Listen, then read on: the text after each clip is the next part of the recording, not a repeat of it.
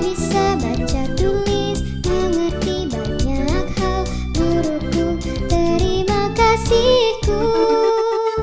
Nyatanya diriku kadang buatmu marah, namun segala maaf kau berikan.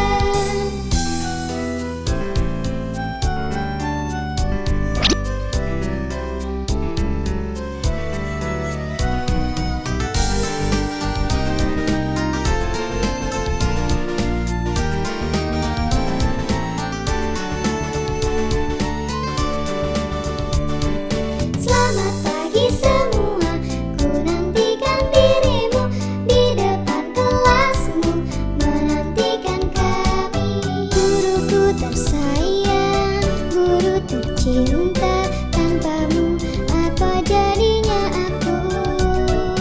Tak bisa baca tulis, mengerti banyak hal.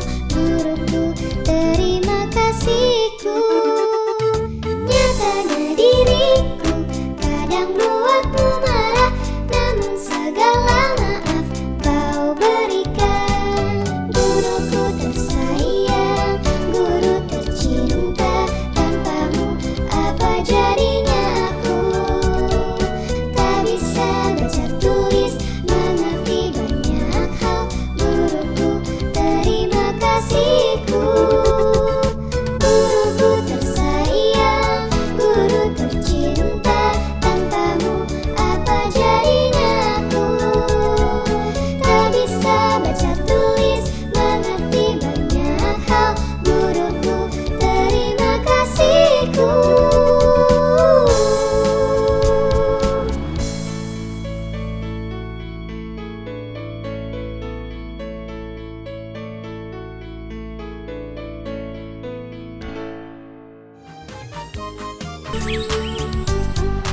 Pagiku cerahku, matahari bersinar, ku gendong tas merahku di pundak.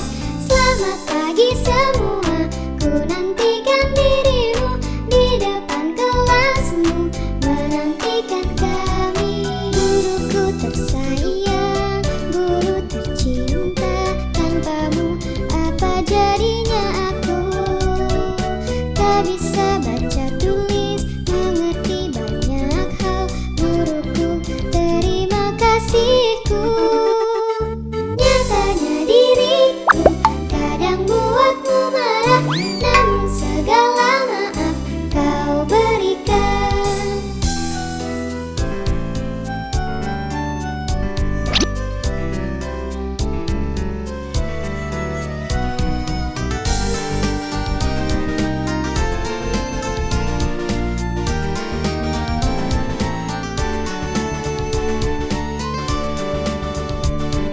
Selamat pagi semua, ku nantikan dirimu di depan kelasmu, menantikan kami. Guruku tersayang, guru tercinta, tanpamu apa jadinya aku? Tak bisa baca tulis, mengerti banyak hal. Guruku, terima kasihku. Nyatanya diriku kadang buatmu marah, namun segala maaf kau berikan. Guruku tersayang, guru tercinta, tanpamu apa jadinya aku? Tak bisa baca tulis, mengerti banyak hal. Guruku, terima kasihku. Guruku tersayang, guru tercinta, tanpamu apa jadinya aku? Tak bisa baca tulis, mengerti banyak hal. Guruku, terima kasihku.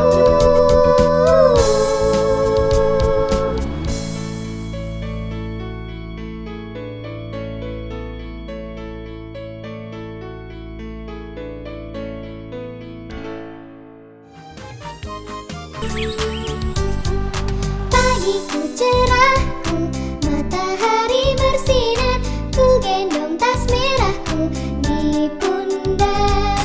Selamat pagi semua, ku nantikan dirimu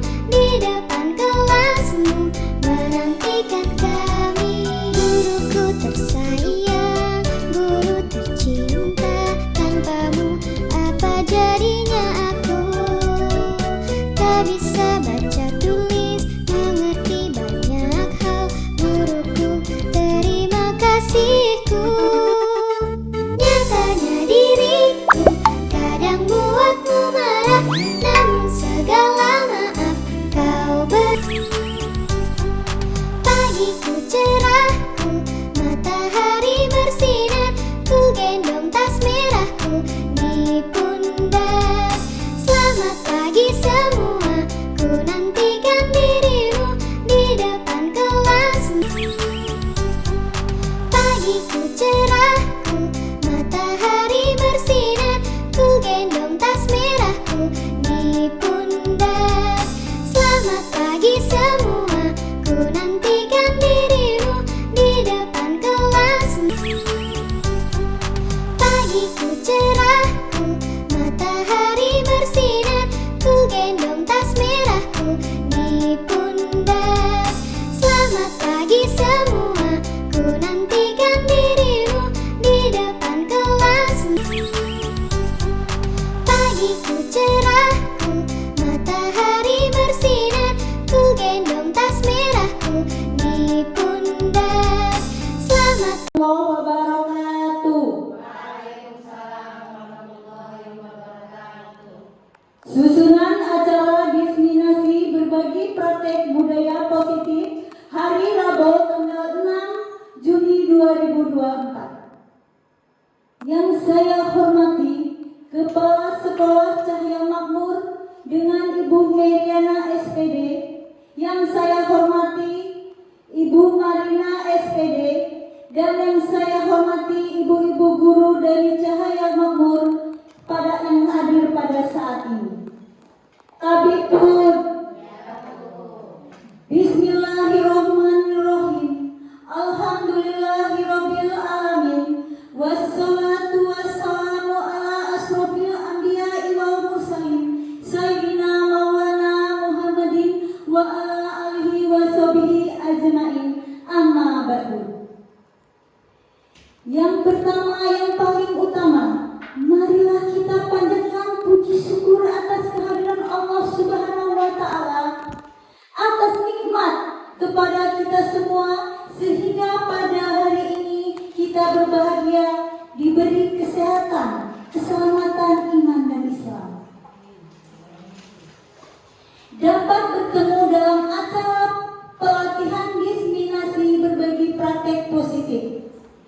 Tak lupa salam dan salawat Nabi Muhammad kita Sallallahu Alaihi Wasallam dan keluarganya serta sahabatnya yang sangat kita harapkan syafaatnya di yaumil akhir. Allahumma amin. Baiklah, untuk mempersingkat waktunya, sebagai pembawa acara akan membacakan susunan acara sebagai berikut. Yang pertama pembukaan, yang kedua sambutan, yang ketiga dominasi berbagi praktik budaya positif yang akan disampaikan oleh calon guru penggerak kita. Yang keempat penutup. Baiklah, untuk acara yang pertama, marilah kita melafazkan bersama-sama basmalah. Bismillahirrahmanirrahim. Untuk acara yang kedua adalah sambutan yang akan disampaikan oleh Kepala Sekolah Cahaya Makmur. Waktu dan tempat kami persilakan.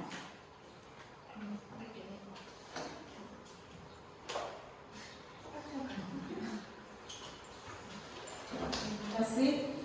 Assalamualaikum warahmatullahi wabarakatuh.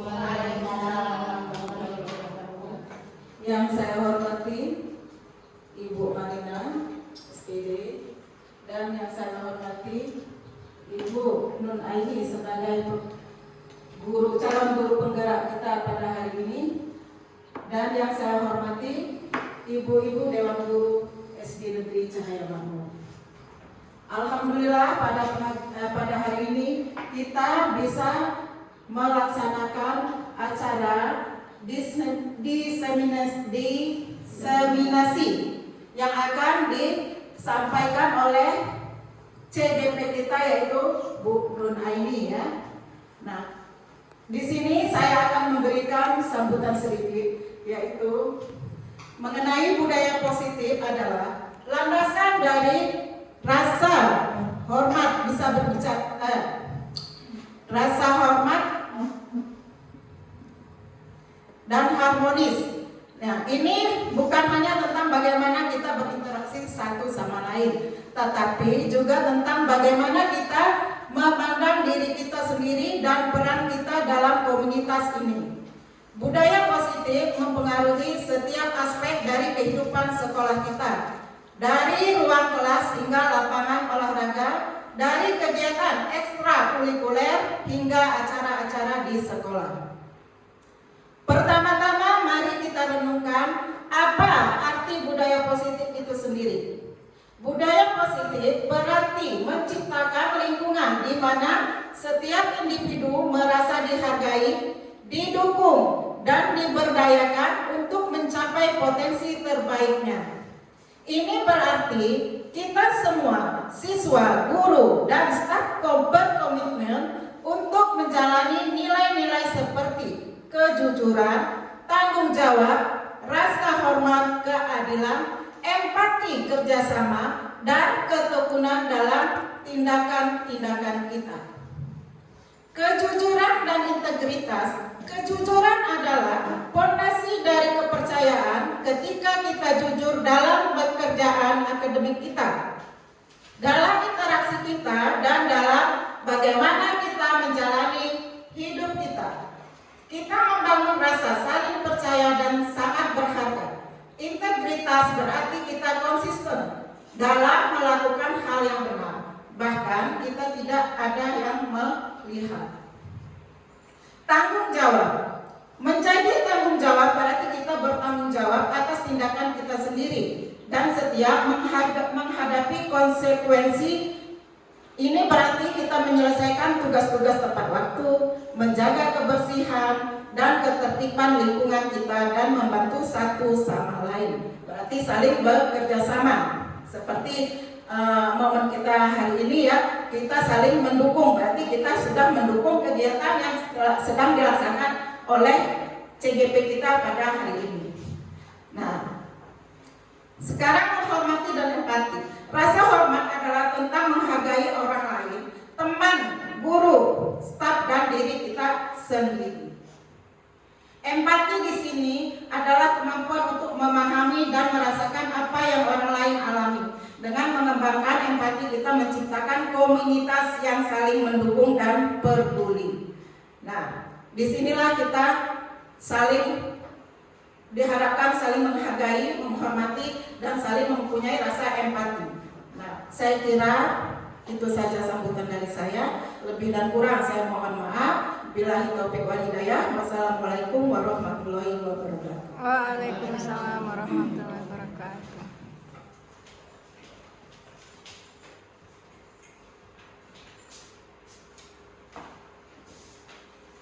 Untuk acara yang ketiga, acara yang ditunggu-tunggu, yaitu acara diseminasi berbagai praktik budaya positif yang akan dijelaskan atau disampaikan oleh calon guru penggerak kita, Ibu Ainun SPDI. Waktu dan tempat kami persilakan.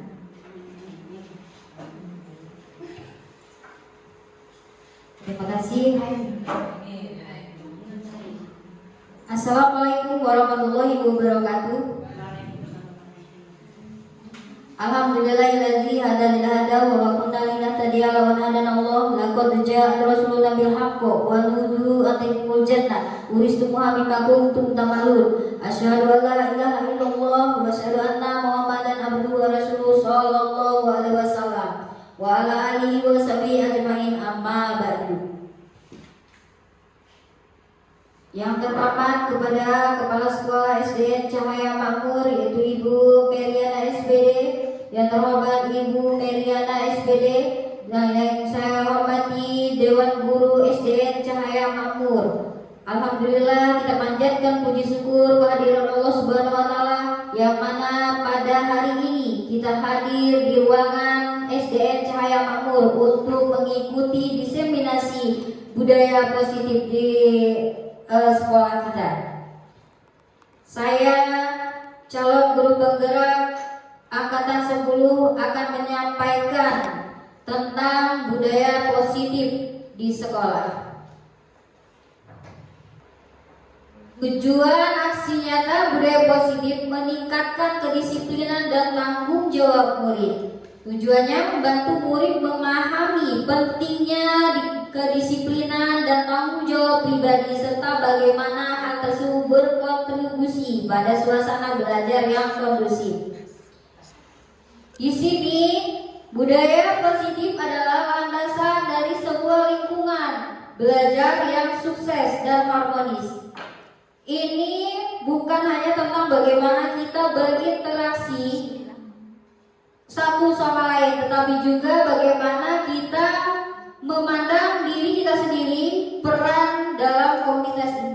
Budaya positif mempengaruhi setiap aspek dalam kehidupan sekolah kita. Dari ruang kelas hingga lapangan olahraga, dari kegiatan ekstrakurikuler hingga acara-acara sekolah. Pertama-tama, mari kita renungkan apa arti budaya positif itu sendiri. Budaya positif itu menciptakan lingkungan di mana secara individu merasa dihargai, didukung dan diberdayakan untuk mencapai potensi terbaiknya. Ini berarti kita semua siswa, guru berkomitmen untuk menjalani nilai-nilai seperti kejujuran, tanggung jawab, rasa hormat, keadilan, empati, kerjasama, dan ketekunan dalam setiap tindakan. Harapan saya, semoga penerapan budaya positif di sekolah dapat terwujud dengan lingkungan yang mendukung.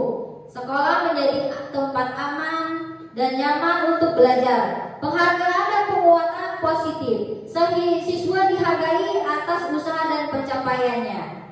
Maksudnya, kalau siswa itu misalnya dia mendapatkan peringkat, mendapatkan nilai yang tinggi, berarti kita memberikan ucapan walaupun tidak berupa hadiah, tapi kita memberikan ucapan penghargaan. Wah, anakku hebat, anakku bagus, anakku pintar, ya. Komunitas terbuka, terjalin komunitas jujur antara siswa, guru, dan orang tua. Nilai-nilai kebajikan, yaitu kejujuran, rasa hormat, dan tanggung jawab itu dipraktikkan. Pembelajaran dari kesalahan-kesalahan dilihat sebagai kesempatan belajar. Kepemimpinan inspiratif guru dan staf menjadi teladan yang baik. Kerjasama dan kolaborasi, siswa mendorong untuk bekerja sama. Budaya positif. Konsep inti budaya positif. Yang pertama adalah disiplin positif dan nilai-nilai kebajikan universal. Yang kedua, teori metode motivasi, hukuman dan penghargaan, restitusi. Yang ketiga, yaitu keyakinan kelas. Yang keempat, kebutuhan dasar manusia dan dunia berkualitas. Yang kelima, restitusi, 5 posisi kontrol. Benar yang saya ucapkan, Ibu? 5 posisi kontrol. Restitusi, segitiga restitusi. Makna disiplin dalam rangka menciptakan lingkungan positif. Salah satu strategi yang perlu kita tinjau kembali adalah penerapan disiplin di sekolah. Apakah telah efektif? Apakah masih perlu ditinjau kembali? Nah, apa sesungguhnya arti dari disiplin itu sendiri? Apa kaitannya dengan nilai-nilai kebajikan? Mari kita bahas makna disiplin dan nilai-nilai kebajikan universal.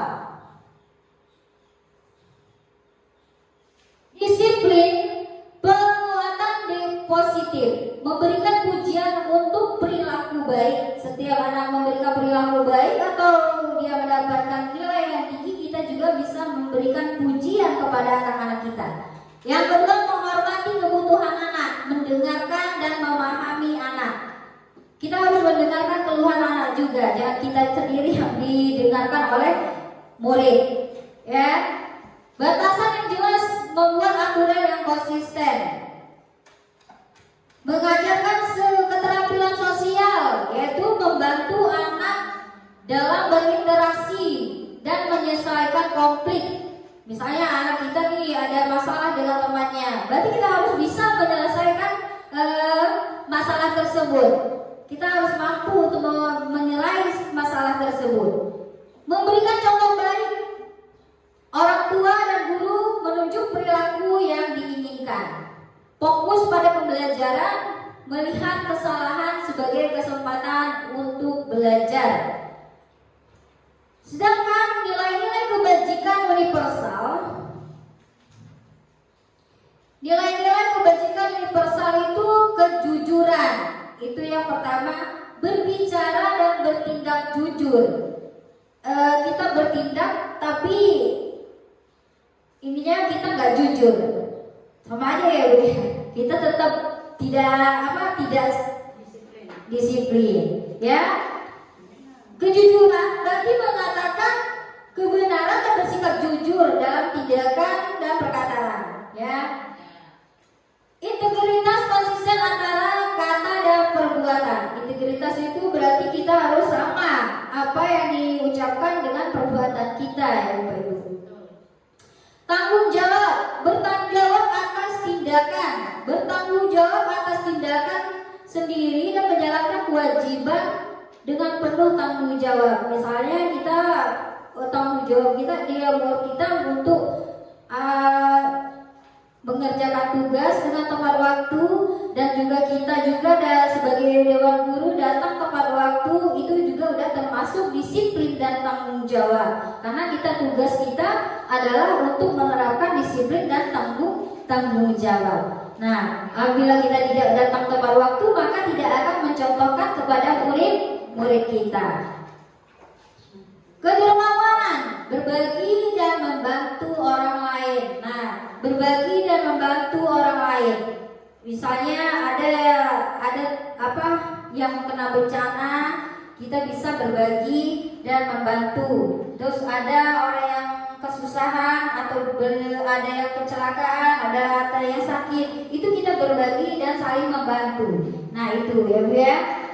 Ketulusan bertindak dengan niat baik.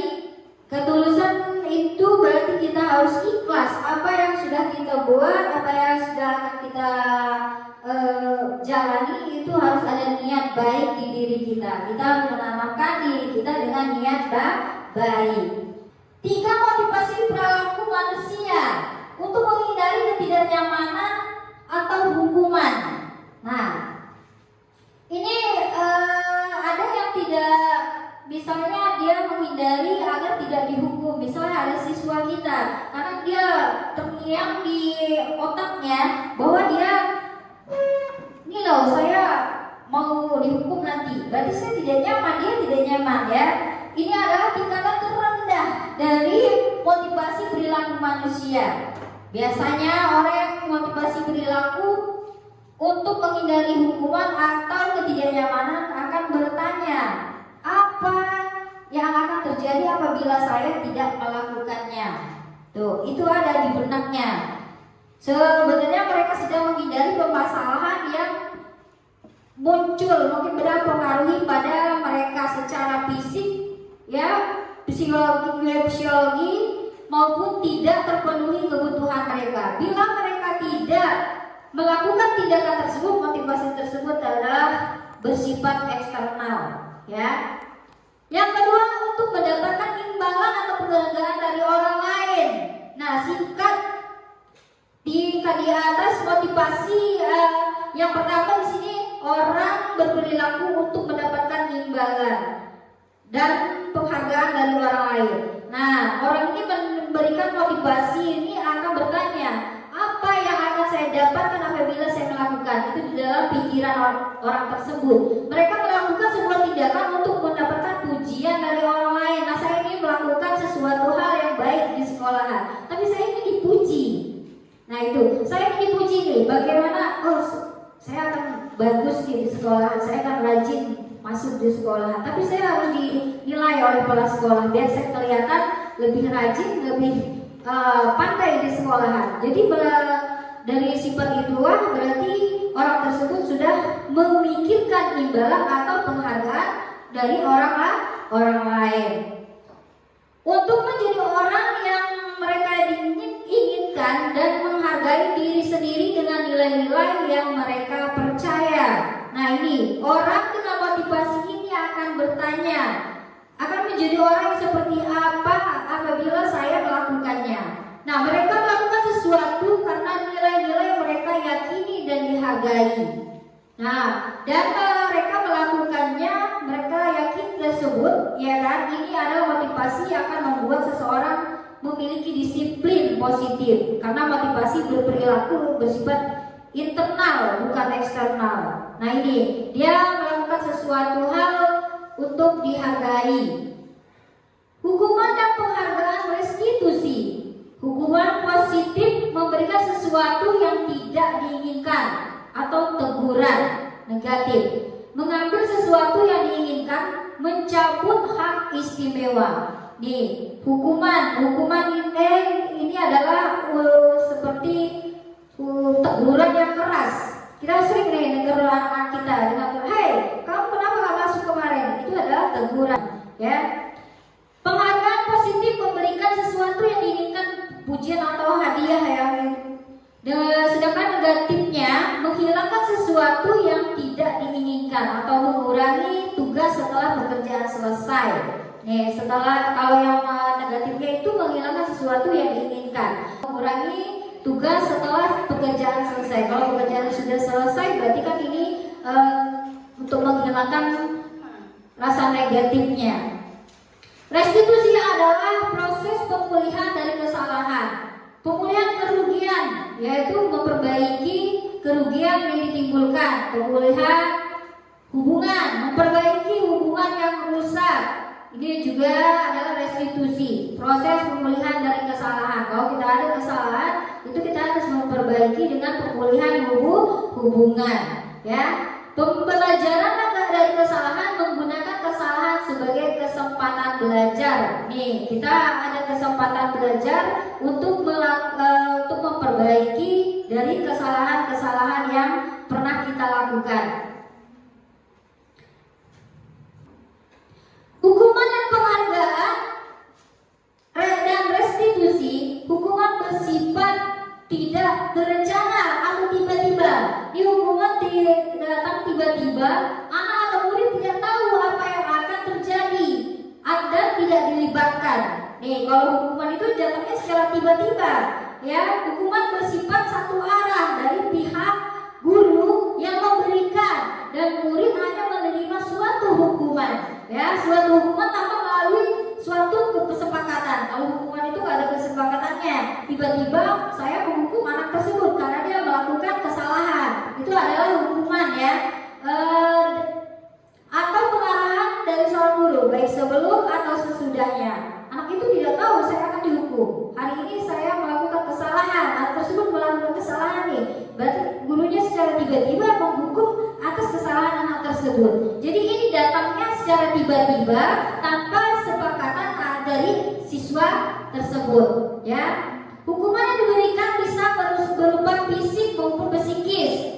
Ini sering terjadi juga, ini melakukan fisik maupun psikis, ya. Murid atau anak disakuti oleh suatu perbuatan atau kata-kata. Nih, kadang kita tidak sadar kita menghukum anak murid kita dengan kata-kata, ya, dengan kata-kata. Ini anak kita kan suka melakukan kesalahan, tapi kita spontan. Hei, kamu kok kurang ajar amat sama teman kamu, dan kamu kurang ajar amat sama guru. Itu udah spontan. Itu termasuk adalah apa, Bu Ibu? Teguran atau hukuman. Itu hukuman dengan kata-kata, itu udah termasuk hukuman. Dengan keras kita mengucapkan kata-kata keras, itu termasuk hukuman, ya. Restitusi adalah proses menciptakan kondisi bagi murid untuk memperbaiki kesalahan, sehingga mereka bisa kembali pada kelompok mereka dengan karakter yang lebih kuat, ya. Restitusi juga merupakan proses kolaboratif yang mengajarkan murid untuk mencari solusi untuk masalah mereka dan membantu murid berpikir tentang orang seperti apa yang mereka inginkan dan bagaimana mereka harus memperlakukan orang lain. Nah, ini restitusi ini anak itu melakukan kesalahan, tapi kita harus membuat restitusi agar anak itu memperbaiki kesalahannya. Suatu penghargaan adalah suatu benda atau peristiwa yang diinginkan, yang dibuat dengan persyaratan. Hanya jika Anda melakukan hal ini, maka Anda akan mendapatkan penghargaan yang diinginkan. Nih, suatu penghargaan yang seperti itu ya. Keyakinan kelas, kesadaran kelas, pemahaman tentang kelas sosial tempat seseorang berada, termasuk pengetahuan tentang kondisi ekonomi, pendidikan, dan status sosial. Nih, kesadaran kelasnya ya. Tapi kalau di sekolah kita kayaknya nggak ada ya, yang ada tingkat sosialnya, ada tingkat kayanya, ada tingkat miskinnya, itu nggak ada ya. Alhamdulillah itu merata. Kesadaran kelas itu pemahaman tentang sosial tempat seseorang berada. Dia berada di suatu tempat yang keluarganya elit, tiba-tiba dia datang ke tempat lain yang ekonominya atau pendidikan yang kurang ya. Solidaritas kelas, rasa persatuan dan kebersamaan di antara anggota kelas yang sama. Nah, seringkali terkait dengan kepentingan dan perjuangan bersama. Ini solidaritas kelas ya, dan persatuan dan kebersamaan antara anggota kelas ya. Sama seringkali kepentingan itu perjuangan bersama, itu anak-anak itu saling berjuang bersama ya. Identitas kelas, bagaimana individu mengidentifikasikan diri mereka dalam konteks kelas sosial, serta bagaimana mereka melihat diri mereka dalam hubungan dengan kelas lain. Nah, misalnya ada kelas 1 nih, kelas 1 itu punya hubungan baik tidak dengan kakak kelasnya. Itu adalah identitas kelas ya. Kesadaran akan ketidakadilan sosial, pemahaman bahwa ada ketidaksetaraan dan ketidakadilan dalam distribusi sumber daya, peluang dan kekuasaan antara kelas yang berbeda. Nah, ini sering terjadi bahwa kita sering melihat anak-anak tawuran nih, dia dendam sama kakak kelasnya, itu sering terjadi. Tapi alhamdulillah di tempat kita nggak ada ya Bu ya. Oke, sekarang ice breaking dulu ya. Kita ice breaking dulu. Ibu-ibu, kita ice breaking dulu ya ibu-ibu ya.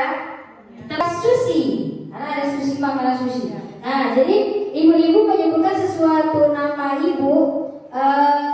Ice breaking dulu, Teza. Silakan ibu-ibu maju ke depan semua.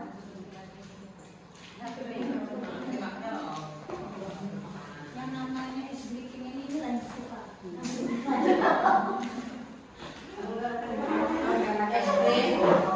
Oke, kita ice breaking semua ya.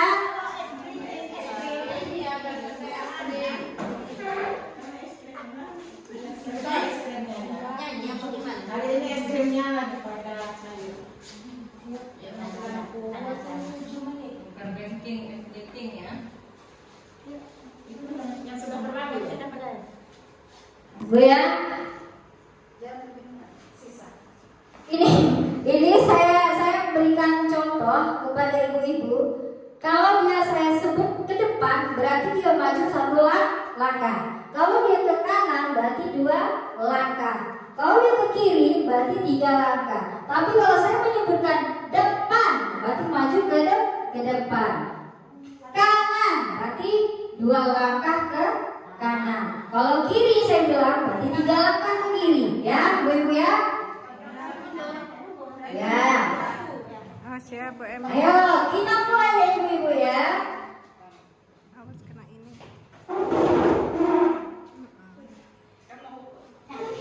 Bukan awas. Oke. Nggak usah. Siap ibu-ibu? Depan. Kanan. Kiri. Ada yang belok. Kelihatan ya belok ya. Lagi. Berarti belum ada yang fokus. Kita membuat arah yang fokus. Bagaimana cara kita memfokuskan diri kita ya? Lihat perhitungan saya.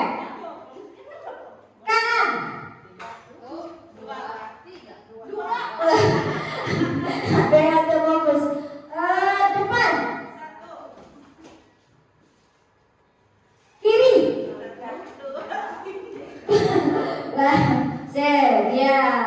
Sekarang ada sedikit yang kedua ya Ibu ya. Nah, saya akan memberikan contoh satu sedikitnya. Begini caranya. Misalnya nama yang disebut adalah Susi. Susi suka sushi. Nah, misalnya Susi suka susu. Misalnya seperti itu. Berarti ada nama ibu-ibu sekalian yang disebutkan kalau A berarti Amel akan apa? Itu disebutkan itu ya ibu ya.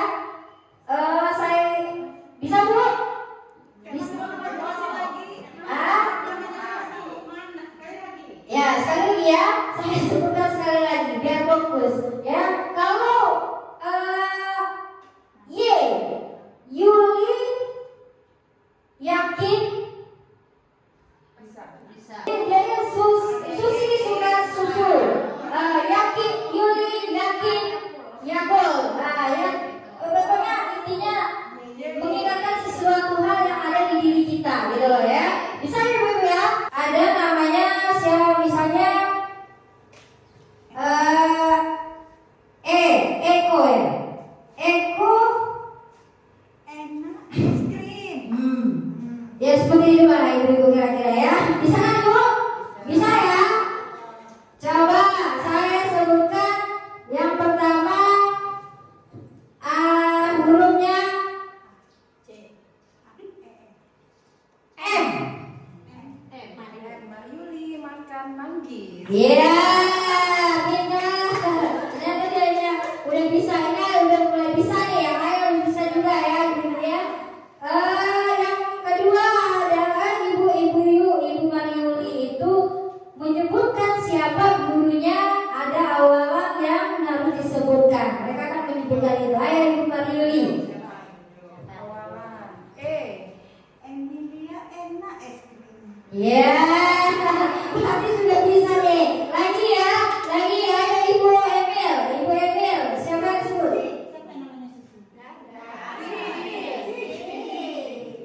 Siti suka sate. Ya, ini boleh nyambung. Lagi. Ayo Ibu Siti menyebutkan salah satu nama gurunya yang lain. Citra cinta cucu. Ya, oke, bisa.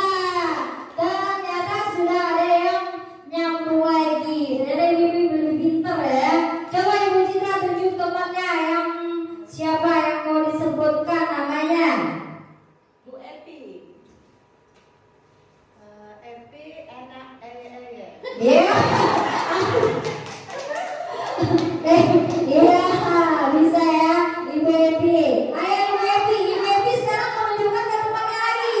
Ayo. Rohaya roti Roma Casan. Kembali ke materi kita, Ibu. Kita lanjut ya Ibu ya. Sekarang ada 5 kebutuhan dasar manusia.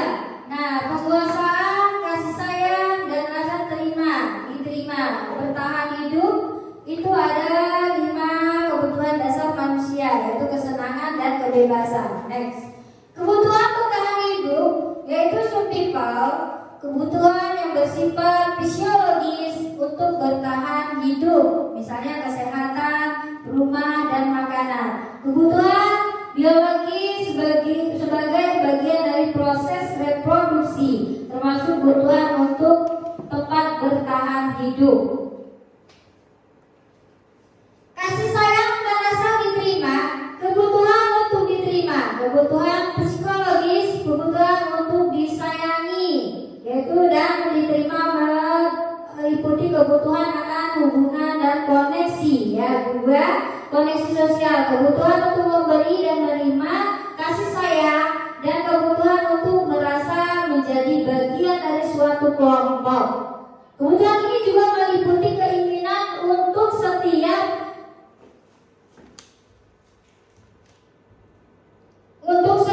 terhubung dengan orang lain, seperti teman, keluarga, pasangan hidup, teman kerja, binatang peliharaan, dan kelompok di mana kita bergabung. Itu ada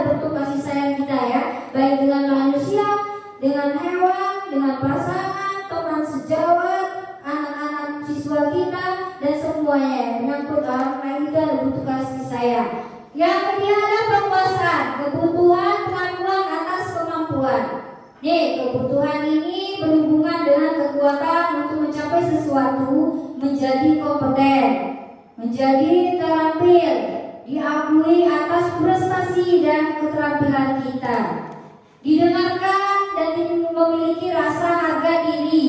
Kebutuhan ini meliputi keinginan untuk dianggap berharga, bisa membuat perbedaan, bisa membuat pencapaian kompeten, diakui, dihormati.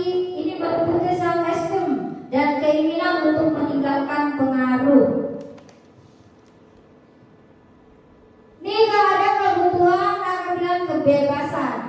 Kebutuhan untuk bebas adalah kebutuhan akan kemandirian, otonomi, memiliki pilihan dan mampu mengendalikan arah seseorang. Ya, anak-anak dengan kebutuhan kebebasan yang tinggi menginginkan pilihan, mereka perlu banyak bergerak, suka mencoba-coba. Anak ini kan suka mencoba-coba sesuatu hal yang belum pernah mereka lakukan. Oh, saya ini penasaran dengan sesuatu ini gitu. Jadi anak itu cepat untuk mempraktekkan itu. Ya, tidak terlalu terpengaruh orang lain dan senang mencoba hal baru dan menarik. Ya, anak ini mencoba untuk hal-hal yang baru dan menarik. Ini ya, ibu kesenangan dan kebutuhan untuk merasa senang. Kebutuhan akan kesenangan adalah kebutuhan untuk mencari kesenangan, bermain dan tertawa. Ya, bayangkan hidup tanpa kenikmatan apapun. Betapa menyedihkan Glaser menghubungkan kebutuhan akan kesenangan dengan belajar. Ya, ada kebutuhan kesenangan dengan belajar. Nah, ini di sini ada dunia berkualitas. Dunia berkualitas Anda adalah tempat khusus dalam pikiran Anda. Nih, tempat untuk menyimpan gambaran representasi dari semua yang Anda inginkan. Ya, bisa berisi orang-orang, terus ya bisa hal-hal apa saja yang terbaik dalam hidup Anda. Ya, dan membuat Anda merasa bahagia dan terpengaruh.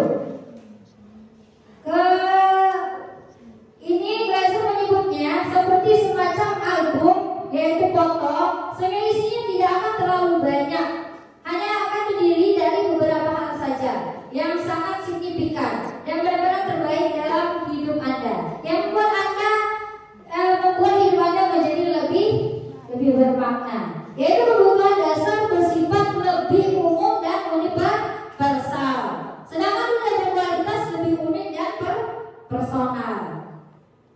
Next. Nah, ini ada pertanyaan pemantik bagi ibu-ibu. Coba didengarkan ya. Ini ada Tino dan Nana dipanggil masuk ke ruangan Ibu Dewi, Kepala Sekolah SMA atau SD Cahaya Makmur.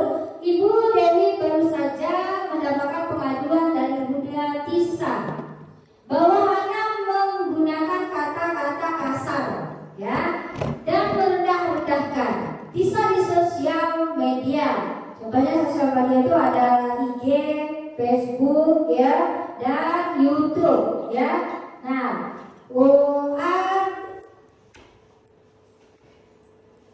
Abang jarang sekali hadir di pelajaran jarak jauh, ya, di pelajaran jarak jauh, dan pada saat hadir pun Abang sering kali menggunakan kata-kata kasar, ya, di kolom chat mengejek teman-temannya. Hal ini sangat mengganggu dan beberapa orang tua murid, ya, yang mengikuti pembelajaran dari mengeluhkan tentang perilaku Anto di pelajaran jarak jauh. Bisa Anda, bila Anda, saya tanya kepada ibu-ibu ya, nah ibu-ibu ya, bila Anda adalah seorang kepala sekolah, penerapan disiplin apakah yang akan Anda lakukan untuk kasus Hana dan kasus Anto? Mengapa? Nah, ini dibahas dengan rekan ini, bandingkan jawaban Anda, ya. Banding apakah berbeda atau sama? Bila berbeda, utarakan masing-masing pandangan Anda. Nah, ibu-ibu di sini ada menjawab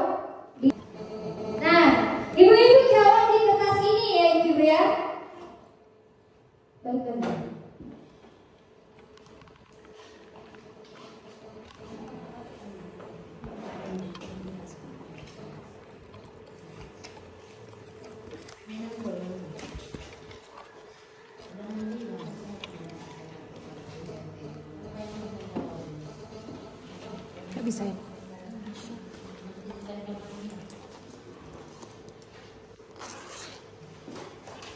Bila Anda, ini ada pertanyaannya ya, Tina dan anak dipanggil masuk ke ruangan Ibu Dewi, Kepala Sekolah SMA Makmur atau Cahaya Makmur ya. Ibu Dewi baru saja mendapatkan pengaduan dari Ibunda Tisa bahwa Hana mengatakan menggunakan kata-kata kasar dan merendahkan Tisa di sosial media. Dia menjelek-jelekan si Tina dan Hana itu di bangku ruangan ya. Dia menjelek-jelekannya di media sosial dengan kata-kata kasar. Misalnya kata kasarnya, tahu lah ibu ya, anak ini bodoh, dasar bodoh ya, ada kata dasarnya ya. Atau jarang sekali hadir di pembelajaran, dia jarak jauh ya, dia jarang hadir di pembelajaran. Dan pada saat hadir pun atau sering menggunakan kata-kata kasar di kolom chat, mengejek teman-temannya. Ini nggak ikut pelajaran ibu-ibu, dia nggak pernah ikut pelajaran, tapi dia mengejek teman-temannya. Dia mengejek teman-temannya ibu-ibu. Nah, apabila ibu-ibu sekalian ada di posisinya sebagai kepala sekolah, penerapan disiplin adalah yang akan Anda lakukan untuk Hana dan kasus Antok. Bagaimana? Bila Anda adalah seseorang kepala sekolah nih, ada si Tisa dan si Hana, itu dipanggil oleh kepala sekolah, ya, dipanggil oleh kepala sekolah. Nah, bila Anda ibu-ibu semua seorang kepala sekolah, penerapan disiplin apakah yang akan Anda lakukan untuk kasus Hana dan kasus Antok? Mengapa? Nih, Tisa dan Hana itu dipanggil, kita sebagai kepala sekolah ya, ada dua orang murid yang bermasalah ya, dia suka mengejek, suka mengantuk, dia nggak pernah masuk pelajaran, tapi dia suka mengejek dari jarak jauh, mengejek teman-temannya melalui chat, yaitu tentang di WA ya, itu dia melakukan ejekan kepada teman-temannya ya. Terus kita panggil nih, saya sebagai kepala sekolah manggil anak dua ini. Nah, apa penerapan disiplin apakah yang akan kepala sekolah itu lakukan untuk kasus Hana dan Anto? Mengapa? Itu tulis di kertas itu tadi ya Bu ya. Nanti tempel di sini.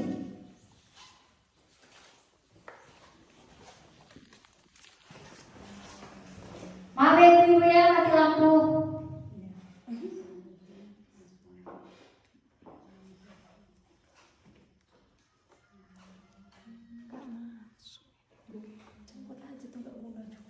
Iya ya.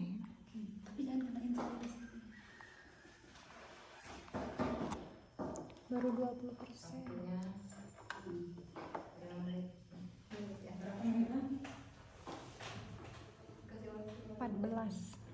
14 menit.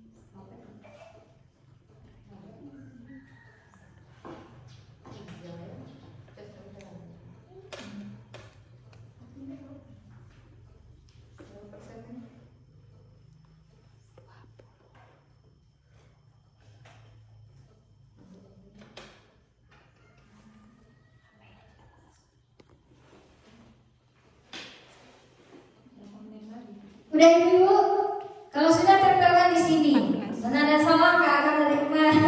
Ayo.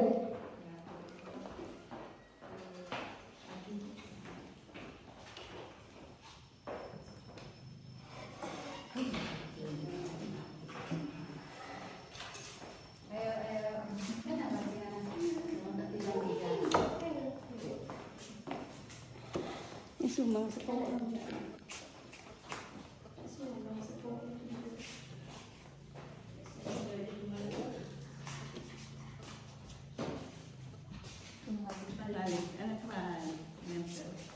balik saya nulis. Saya nulis satu balik. Saya nulis balik biasa.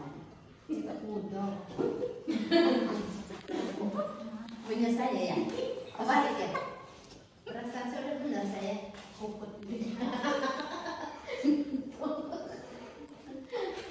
Baca bagus nih. Nah, ini ada jawaban dari ibu-ibu ya. Ya, seharusnya kepala sekolah memanggil kedua orang tuanya dan agar bisa memberikan nasihat kepada anak tersebut. Setelah kepala sekolah menasehati mereka berdua, ini ada lagi memberikan arahan yang positif terhadap dua anak tersebut, terutama Anto. Memberikan nasihat pada anak yang suka mengejek temannya, karena kita sebagai kapsek harus memanggilnya untuk memberikan arahan agar tidak melakukan hal seperti itu lagi, sebab kurang sopan. Menasihati kepala sekolah untuk kasus Hana dan Anto. Mengapa? Agar mereka tidak mengulangi perbuatan atau kesalahan lagi, dan diharuskan mereka minta maaf kepada orang yang dizolimi. Ya, beri aplaus kepada ibu-ibu semua. Jawabannya sangat logis ya. Ini ada jawabannya. Kasus Hana sebagai kepala sekolah, bila saya sebagai kepala sekolah, saya akan menerapkan disiplin restitusi yang saya jelaskan tadi ya. Saya akan meminta Hana merenungkan dampak negatif dari kata-kata yang mengajak Hana meminta maaf kepada Tisa, serta menghapus konten yang negatif ya di media sosial itu tadi, karena tadi ada sebagian yang diupload di kata-kata kasar di media sosial ya. Terus tujuannya adalah memperbaiki hubungan dan menanamkan rasa tanggung jawab ya. Sedangkan kasusnya si Anto, untuk Anto saya akan fokus komunikasi dengan dan melibatkan orang tuanya. Beri aplaus pada jawaban ibunya ya. Nih, saya akan fokus pada komunikasi dan melibatkan orang tuanya ya. Saya akan mengadakan pertemuan ya untuk membahas perilaku dan dampaknya. Nah, Anto ini akan didorong untuk meminta maaf pada teman-temannya ya, pada teman-temannya, dan meningkatkan kehadiran serta partisipasi dalam pembelajaran daring. Mengapa? Pendekatan disiplin restitusi lebih menekankan pemulihan hubungan, yaitu tanggung jawab ya, perubahan perilaku jangka panjang dibandingkan hukuman. Ini melibatkan murid dalam refleksi untuk memahami konsekuensi dan belajar bertanggung jawab. Jadi kita itu memberikan rasa tanggung jawab terhadap anak tersebut ya, rasa tanggung jawab anak tersebut karena sudah melakukan hal yang tidak diinginkan. Di sini ada 5 posisi kontrol. Yang pertama adalah penghukum, yang kedua teman, yang ketiga adalah pembuat merasa bersalah, yang keempat adalah pemantau, yang kelima adalah manajer. Ini nggak bisa diputar karena mati lampu. Setelah saya melihat, saya mendapatkan pemahaman nih. Kalau dia videonya itu diputar ya, ini ada posisi pemantau atau monitor. Guru itu memantau perilaku siswa. Nah, kita ini sering terjadi bahwa kita suka menghukum anak, ya. Posisi membuat merasa bersalah. Guru itu menyalahkan siswa dengan suara tenang, tapi dia tenang suaranya, tapi dia menyalahkan siswa, ya menyebabkan rasa bersalah. Dampaknya siswa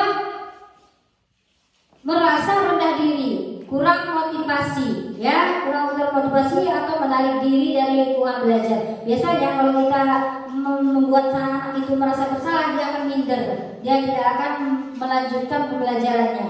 Posisi teman, meskipun bersikap ramah, guru harus mencegah ketergantungan pada satu orang. Nah, ini posisi teman, berarti anak itu kita ajak sebagai teman, jangan kita mengajak seperti penghukum atau yang merasa bersalah. Tapi di sini kita harus duduk seperti teman ya. Terus memonitor atau memantau, guru memantau perilaku siswa dengan bijaksana, namun terlalu fokus pada konsekuensinya dan hadiah. Nah, anak-anak ini bisa menghambat perkembangan kemandirian siswa. Nih contohnya, anak, kalau kamu bisa menghafalkan kali-kalian, saya akan berikan kamu hadiah. Ya itu. Jadi dia, oh saya harus menghafalkan kalian nih, karena saya akan mendapat hadiah. Jadi anak itu tidak termotivasi atau tidak ada pikiran tersendiri. Oh anak ini tidak merasa dirinya pintar, tapi dia mau mengejar hadiah gitu loh. Itu adalah pemantau tadi ya, monitor. Berarti anak ini harus fokus, terlalu fokus dengan hadiahnya, bukan fokus dengan pembelajarannya.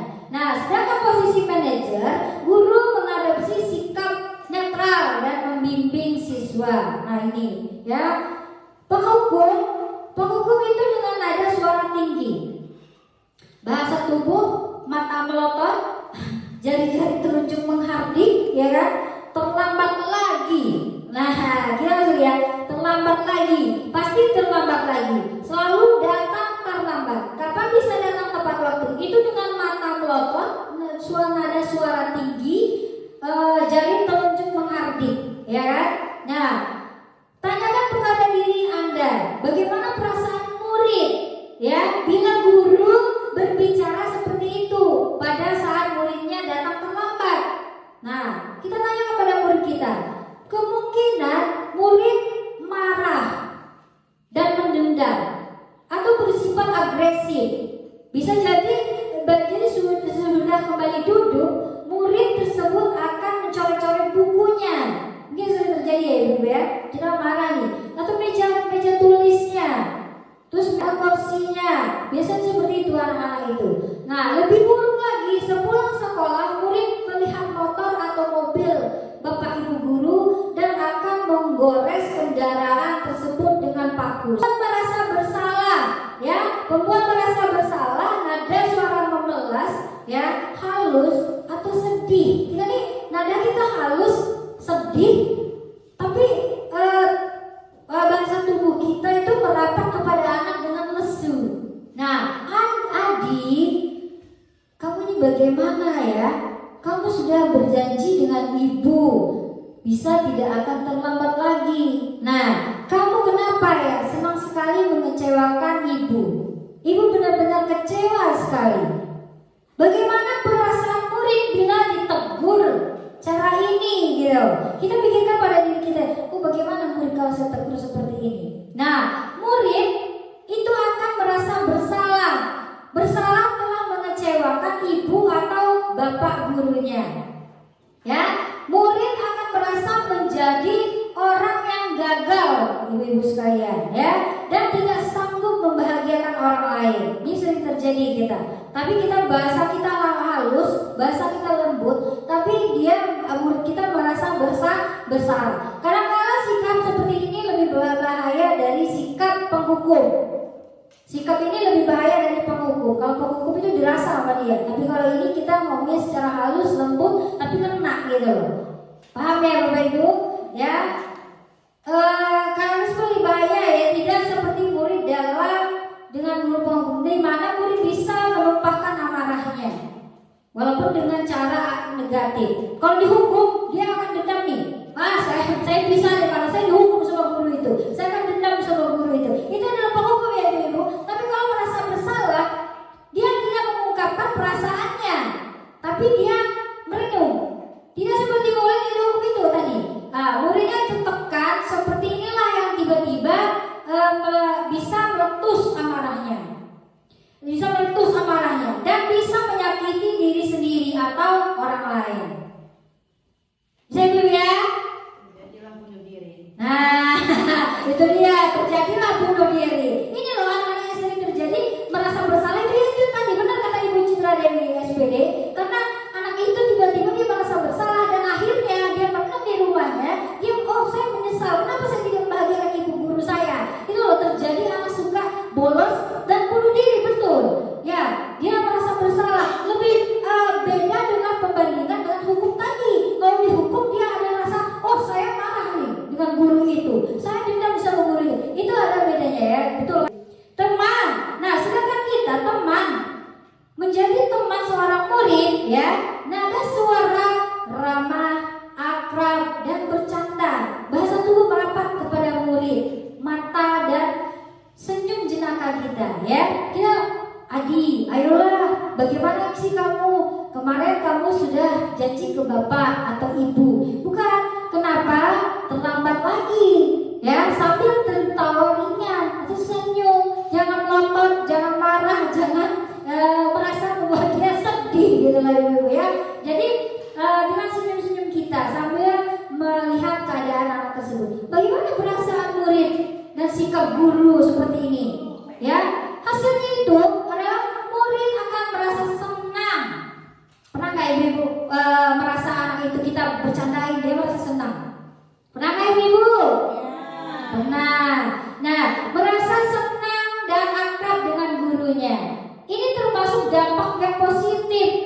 Hanya saja di sisi negatif murid tergantung pada guru tersebut, ya. Bila ada masalah, dia merasa bisa mengandalkan guru tersebut. Seringkan Bu ya untuk membantunya. Bu, anak itu nyubit saya, ya kan? Pernah ibu ya? Nah, Bu, anak itu ribut. Bu, buku saya dicoret. Bu, saya datang lagi dia. Terus datang lagi. Anak itu kan bergantung dengan gurunya karena dia tahu gurunya membantu gitu loh. Nah, dia belum tentu berlaku yang sama dengan guru atau orang lain, ya. Itulah ibu-ibu sebagai teman, ya. Kita membuat diri kita sebagai teman. Sedangkan sebagai pemantau itu nada suaranya datar, ya, bahasa tubuh yang formal. Sebagai guru nih, Adi, tahukah kamu jam berapa kita memulai?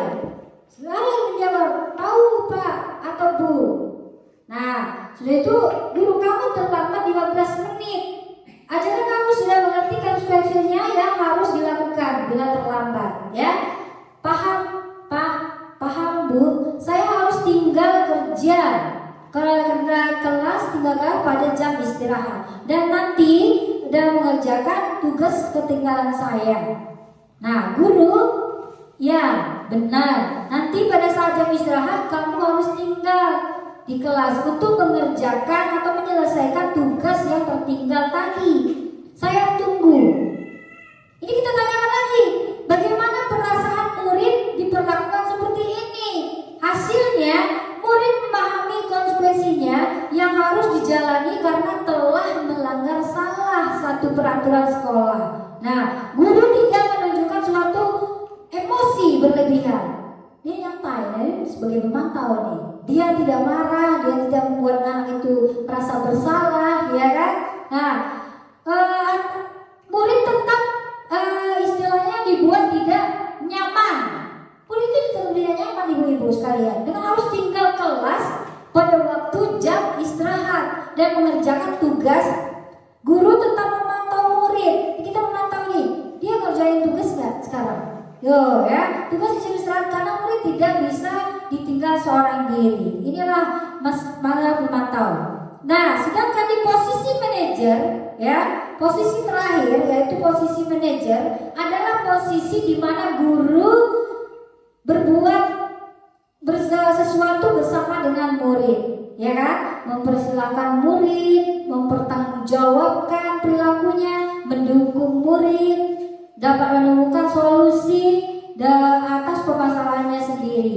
Seorang manajer telah memiliki keterampilan di posisi teman maupun pemantau. Nah, dan dengan demikian bisa jadi waktu-waktu tertentu. Mengerti? Nah, di sini saya akhiri. Wabillahi taufiq wal hidayah. Wassalamualaikum warahmatullahi wabarakatuh. Terima kasih kepada calon guru penggerak kita yang sudah menjelaskan secara mendetail tentang diseminasi berbagai praktek budaya positif. Semoga apa yang beliau sampaikan dapat kita laksanakan atau dipraktekkan di kelas masing-masing. Acara demi acara telah kita lalui, kini tibalah diakhiri acara. Saya pembawa acara, apabila ada kata-kata yang kurang berkenan di hati ibu-ibu semua, saya mohon maaf kepada Allah, saya mohon ampun, karena saya manusia biasa, tidak luput dari salah dan hilaf. Sebelum acara kita akhiri, marilah kita melapaskan hamdalah. Alhamdulillahirabbil alamin. Terima kasih kepada ibu-ibu, guru semuanya atas perhatiannya, saya ucapkan terima kasih dan saya akhiri wabillahi taufiq wal hidayah. Wassalamualaikum warahmatullahi wabarakatuh. Kasih aplaus.